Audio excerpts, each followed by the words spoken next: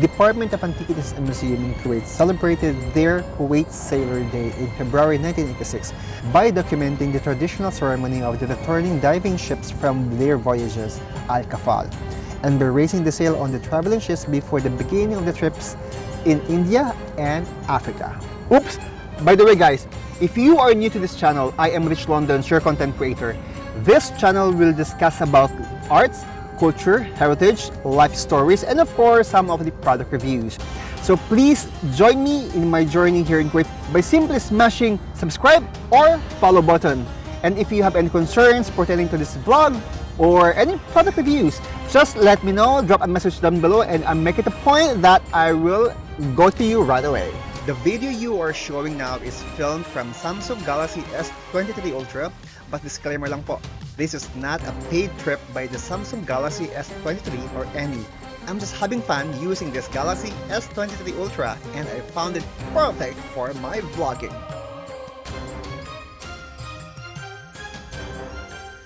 Kuwait was initially called Kuwait. The name appeared in the European maps from the 18th and 19th century. Later the name was changed to Kuwait. This is a minor of the word Kut. Barak, the Amir of Banu Khalid, was the first to build Al-Kut as a storehouse at the end of 1698. Kuwait is a sovereign state in Western Asia located at the end of the Persian Gulf. This geographical region of Kuwait has been occupied by humans since antiquity, particularly due to its strategic location at the head of the Persian Gulf. In the pre-oil era, Kuwait was a maritime port city. Kuwait has been known for the Gulf War in 1990 to 1991.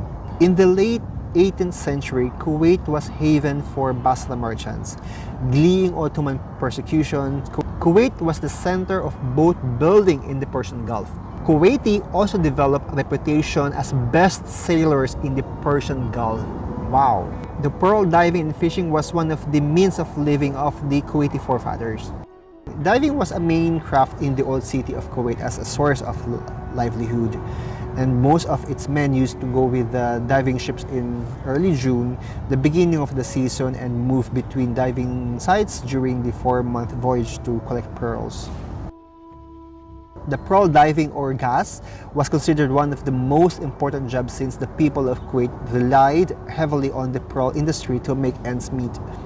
And since its importance of this profession, a law was created in 1940 under the rule of Sheikh Ahmad Al-Jaber Al-Sabah, which organized the diving industry known as the diving law.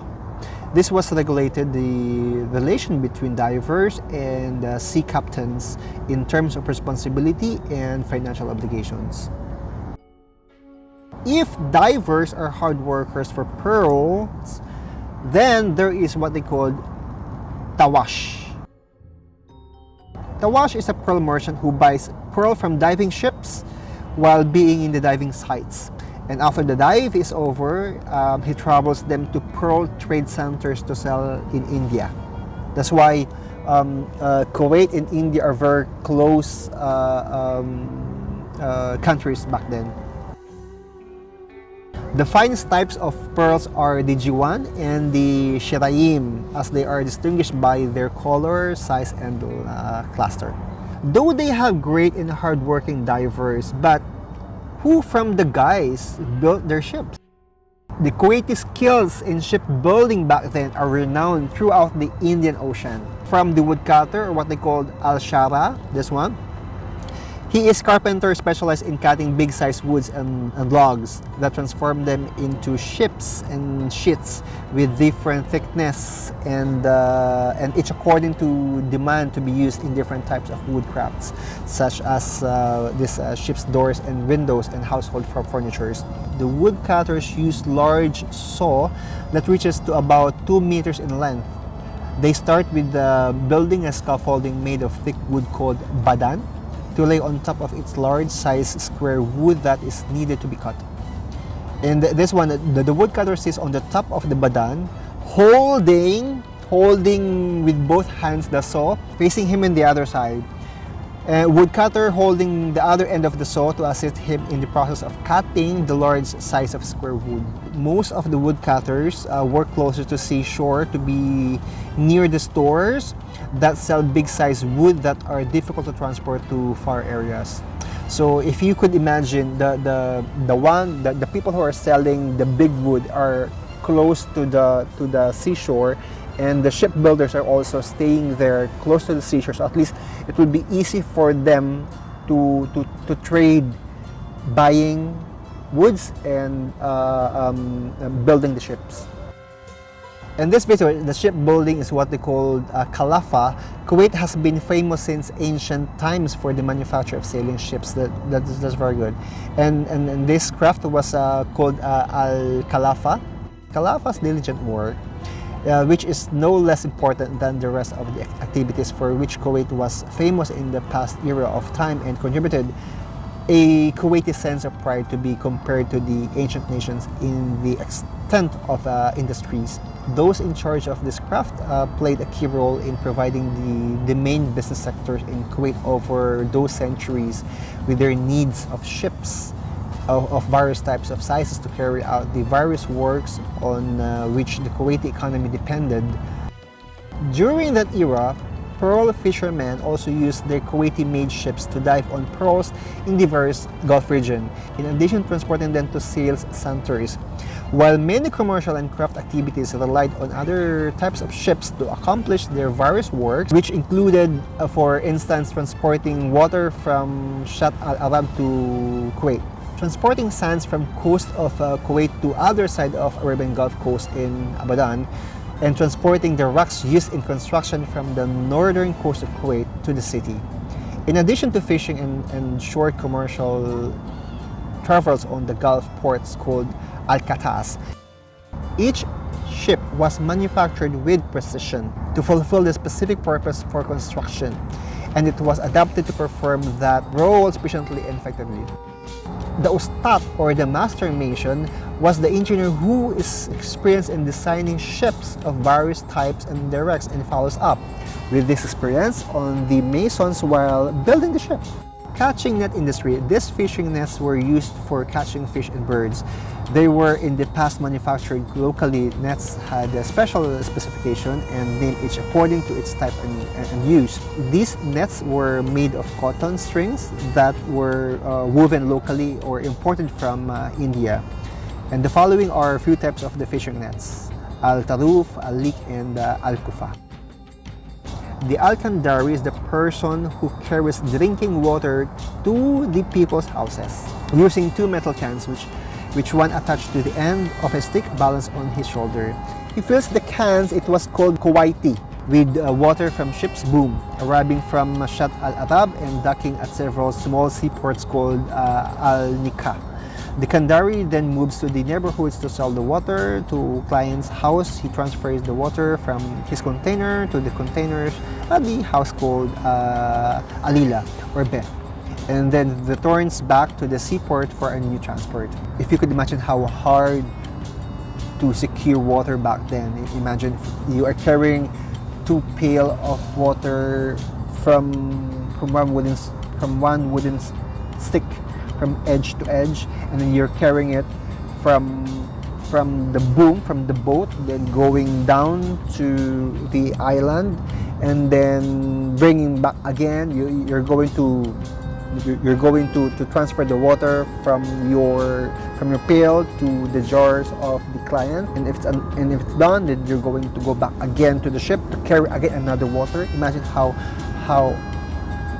hard life back then was. I could feel it because I did the same thing when I was a kid back then in the Philippines. It's hard.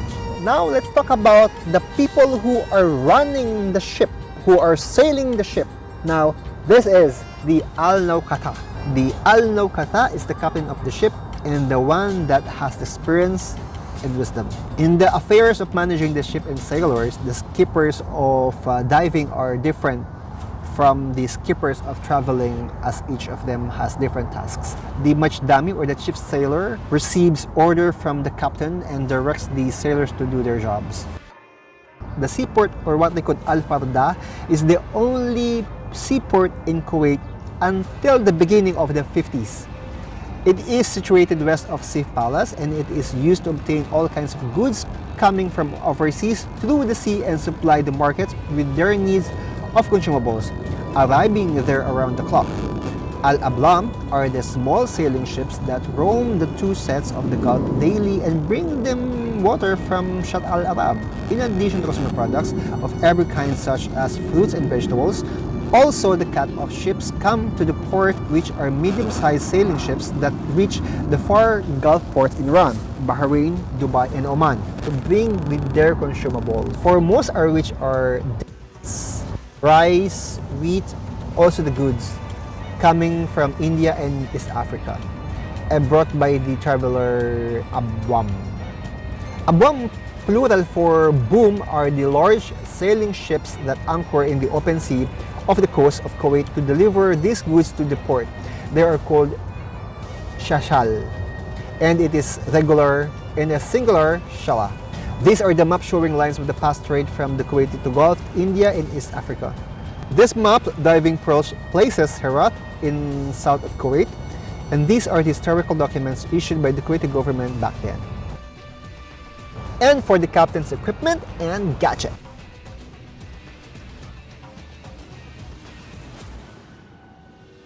And these are the diving tools.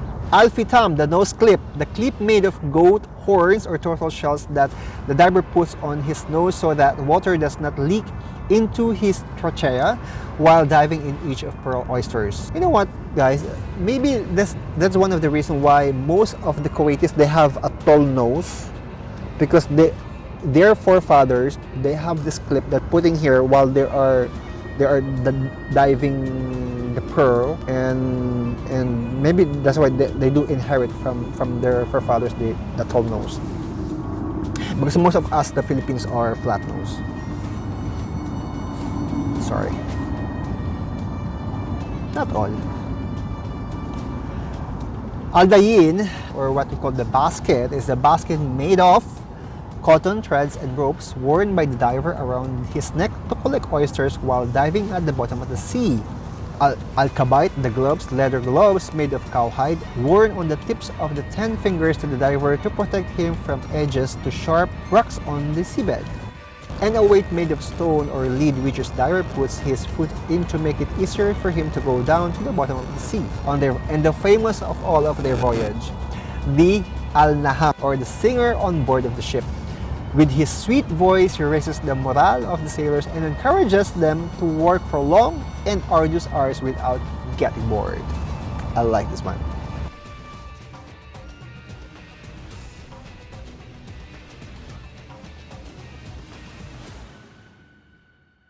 And that's all for the maritime life of the Kuwaiti forefathers. I hope you have learned and discovered the rich culture and heritage of the Kuwait. Once again, I am Rich Londons, your content creator. This channel discusses about arts, culture, heritage, love stories, and of course, some product reviews. To my fellow content creator, viewers, and subscribers, I am asking for your help to survive this channel by simply smashing the subscribe or follow button. And if you have any concerns pertaining to this blog, please drop a message down below. See you next time on my journey. Shukran! Ciao!